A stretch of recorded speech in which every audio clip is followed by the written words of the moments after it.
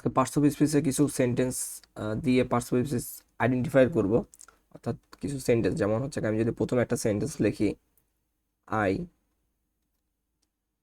Have a pen, এখানে প্রত্যেকটা word কোন পার্টস অফ স্পিচ সেটা আইডেন্টিফাই করার চেষ্টা করব। এখানে যে আই আই ওয়ার্ডটা আছে, আই এটা সাবজেক্ট, ঠিক আছে, কোনো সমস্যা নেই, আই এই সেন্টেন্সের সাবজেক্ট হিসেবে ব্যবহার হয়েছে, কিন্তু এটা কোন পার্টস অফ স্পিচ? আই হচ্ছে এখানে প্রোনাউন, প্রোনাউন। তারপর যদি আসি এখানে হ্যাভ, হ্যাভ ন্যাচারালি এটা ভার্ব হিসেবে ব্যবহার করা হয়েছে, ভার্ব। আচ্ছা, এ এ সাধারণত দেখি আমরা চিন্তা করি এ এন দা, এই তিনটা তো হচ্ছে আমার আর্টিকেল। তো এখানে এ আর্টিকেল, কিন্তু আর্টিকেল ঠিক আছে, কিন্তু এখানে এটা কোন পার্টস অফ স্পিচ? এ হচ্ছে একটা এক্সেকটিভ, এ কিন্তু একটা ডিটারমিনার, ডিটারমিনার। এ হচ্ছে একটা ডিটারমিনার। তো ডিটারমিনার সাধারণত কি হয়? এক্সেকটিভ হয়। আর ডিটারমিনার পরে যদি একটা ওয়ার্ড থাকে, সেই ওয়ার্ডটা নাউন হয়ে যায়, নাউন হয়ে যায়। বা এভাবেও মনে রাখতে পারি, আর্টিকেলের পরে যদি একটা ওয়ার্ড থাকে সেটা নাউন হয়ে যায়, নাউন হয়ে যায়। আচ্ছা, এখন যদি আমরা কিছু আরো কিছু সেন্টেন্স দেখার চেষ্টা করি, I go to home, sorry, এই টু এর পরে সাধারণত হোম হয় না, I go to house, H O U S E, I go to house. To এর পরে হোম হয় না, এরকম কিছু সেন্টেন্স আছে, যেমন হচ্ছে হোম, হোম, হেয়ার, তারপর হচ্ছে অ্যাব্রোড, অ্যাব্রোড, তারপর হচ্ছে দেয়ার।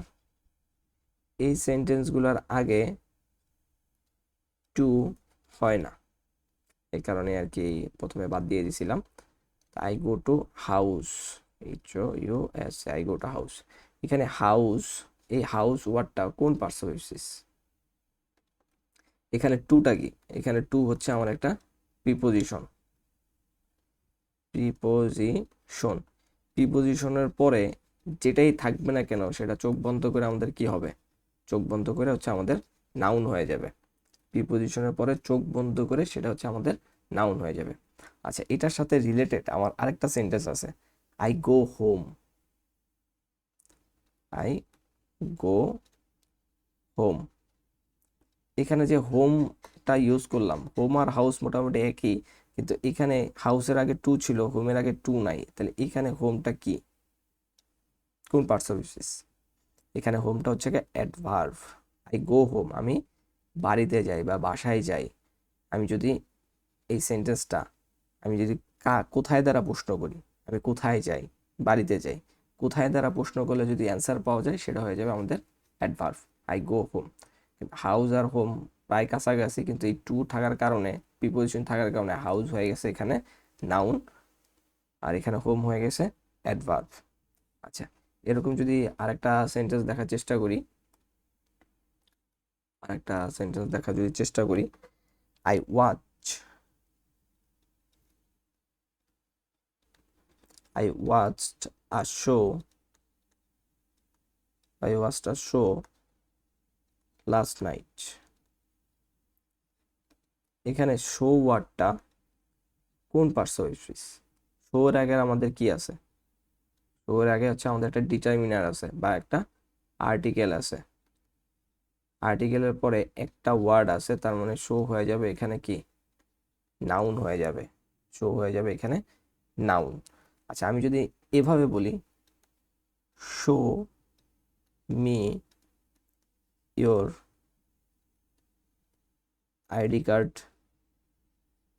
এখানে শো ওয়ার্ডটা কোন পার্টস অফ স্পিচ হবে?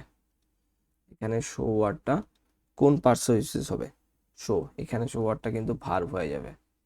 অর্থাৎ দুইটা সেন্টেন্সে শো ওয়ার্ডটা একই, কিন্তু এক জায়গায় নাউন হিসেবে ব্যবহার হচ্ছে, এক জায়গায় ভার্ব হিসেবে ব্যবহার হচ্ছে। পার্টস অফ স্পিচ কখনই কিন্তু ওয়ার্ড দেখে হয় না, শো মানেই যে সবসময় নাউন হবে, সবসময় ভার্ব হবে, জিনিসটা এরকম না।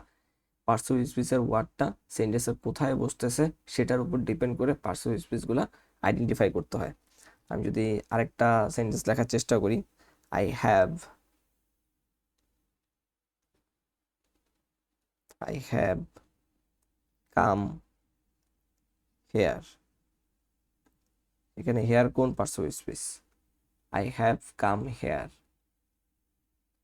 একে তুমি কোথায় দ্বারা প্রশ্ন করলে কিন্তু আমি হেয়ার পাচ্ছি, আই হ্যাভ কাম হেয়ার। আমি এখানে, আমার এখানে আসতে হবে আই হ্যাভ কাম হেয়ার, কোথায় আসতে হবে?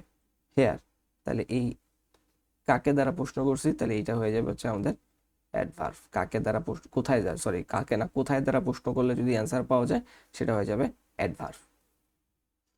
আচ্ছা, আমি যদি এই সেন্টেন্সটা রিলেটেড আরেকটা সেন্টেন্স দেওয়ার চেষ্টা করি, I have gone from here. এখানে হেয়ার সেন্টেন্সটা কোন পার্সোনাল হবে? অ্যাডভার্ব হবে? অ্যাডভার্ব হবে না, কারণ এর আগে কি আছে? প্রিপোজিশন আছে। প্রিপোজিশনের পরে যা ওয়ার্ডটা থাকবে সেটা চোখ বন্ধ করে কি হয়ে যাবে? নাউন হয়ে যাবে। চোখ বন্ধ করে নাউন হয়ে যাবে। তো জিনিসগুলো বোঝাই যাচ্ছে, ওয়ার্ডগুলো কিন্তু সেন্টেন্সের কোথায় ব্যবহার হচ্ছে, কোন জায়গায় ব্যবহার হচ্ছে সেটার উপর ডিপেন্ড করে পার্সোনাল স্পিচগুলো সাধারণত আইডেন্টিফাই করতে হয়।